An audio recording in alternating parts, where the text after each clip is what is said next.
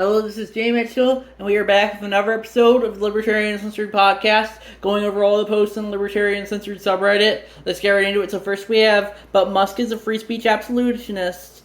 X reinstates white dudes for Harris cancer backlash for suspension following $4 million fundraiser from independent.co.uk by Ragnar OKXG. And, yeah, I personally don't really care for racial identitarian groups like that. But, I definitely do think you shouldn't be suspending them if you mark yourself as a free speech absolutist like Elon Musk does. I think he suspended one of the affiliates of one of the county affiliates of the Libertarian Party of Pennsylvania as well, a Libertarian Party the Bucks County Twitter account. So yeah, I definitely agree he's being a hypocrite when it comes to free speech absolutism. But yeah, I personally don't really care for white dudes for Harris as a whole because, I don't really care for racial identitarian groups like that. So that's my thoughts on that issue.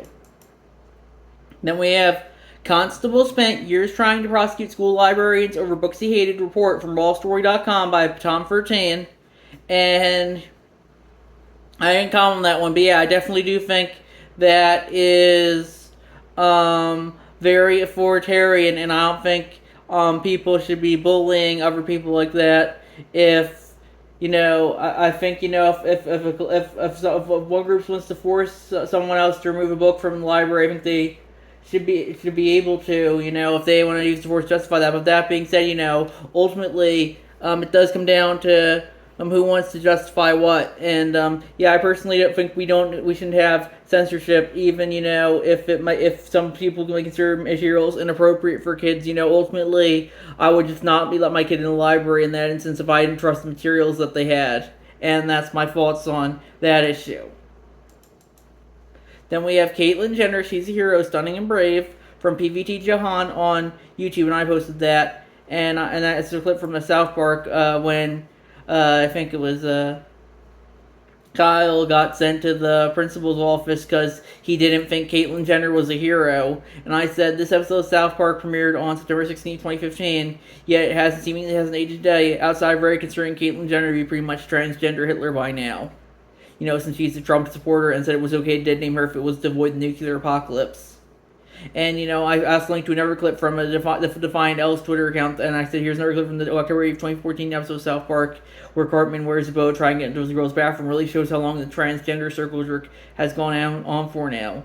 The cover of Time came out over a decade. This cover of Time with the transgender tipping point, that was June 9, 2014. That was over a decade ago now. And I think people really need to move on to a new issue, same with the Trump circle jerk. And that's my thoughts on that issue. Then we have this white Nepo baby can accuse JD Vance of wanting only white children, even though his only children are non-white, because they believe they're so enlightened that they own racism as a personal play toy. And that's from Glenn Greenwald on Twitter, and that was him quote tweeting RNC Research Unhinged. MSDNC contributor Molly Jong Fast says JD Vance only wants white children in America, as political White House chief John Lemire sits by and refuses to correct her. JD Vance is the father of three biracial children who have his Indian American wife.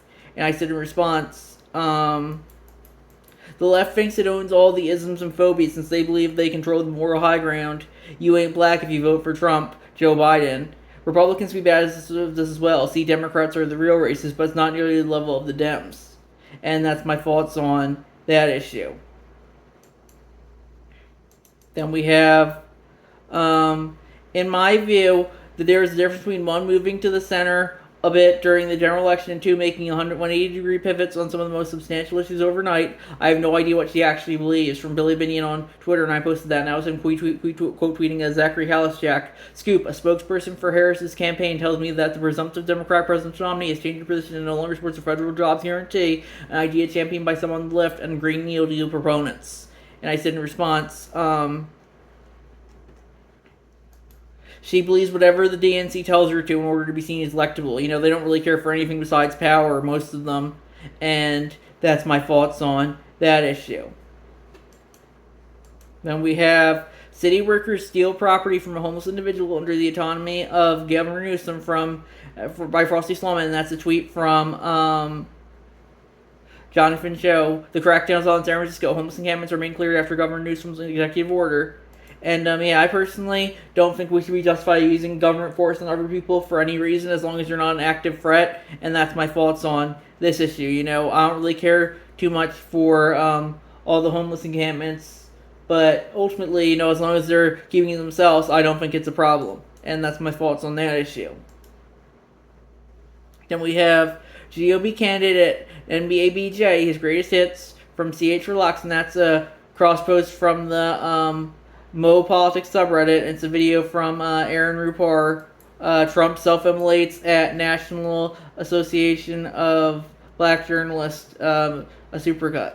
And I didn't comment that one, but that's just another orange man bad. We've been doing this for like 35 days now, I think, and eventually it's kind of getting numb to that circle jerk, as I was talking about earlier. It's really just been a constant train circle jerk, Trump circle jerk since 2015 or 2016 at this point, and that's my thoughts on that issue. Then we have Amazon forced to recall 400,000 products that could electrocute people after avoiding responsibility for the products since 2018 from ArsTechnica.com by CH4Locks.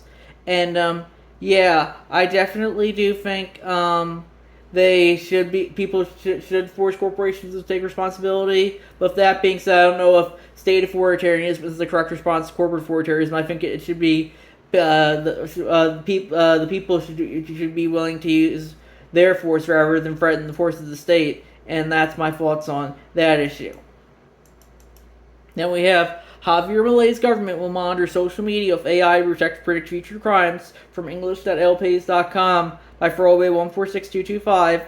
And yeah, I don't think that's too libertarian. But with that being said, you're not going to agree with every position that someone has. And that's my thought on that issue.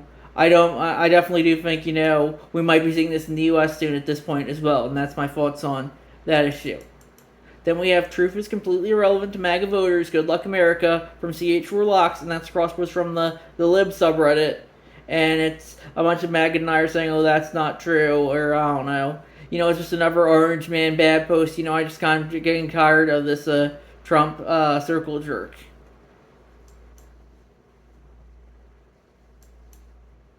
Then we have, do you believe wokeness is libertarian? And that's the poll that I posted, and I said, and the options were yes, no, and abstain, and the total votes were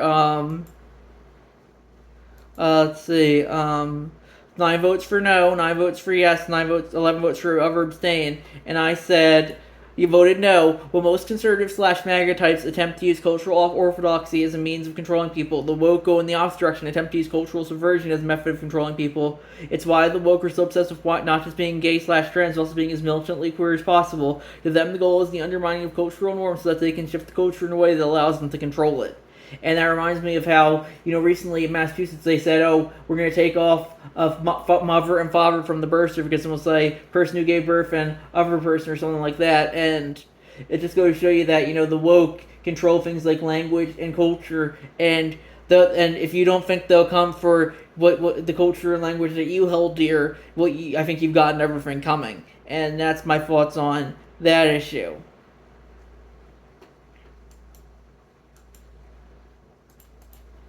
Then we have Arizona local official who defended elections against GOP attacks is ousted in primary from NPR.org by Ninja Lover. And they added, for his defense of elections, Rick Ricker has drawn the ire of fellow Republicans, including one state party official who recently called for his lynching in a newly discovered video. And, I personally don't really care for that, but that's the problem with democracy.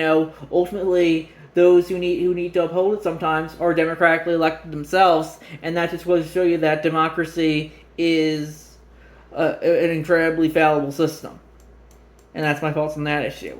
Then we have Emhoff. There is an anti-Semitism crisis on our nation's campuses from Politico.com, and I posted that, and that was an article from last year, and I said, he's Kamala's husband, by the way. Between this and her likely choosing Josh Shapiro as VP, I'm surprised that people think that things will be all better for Palestinians than under Trump.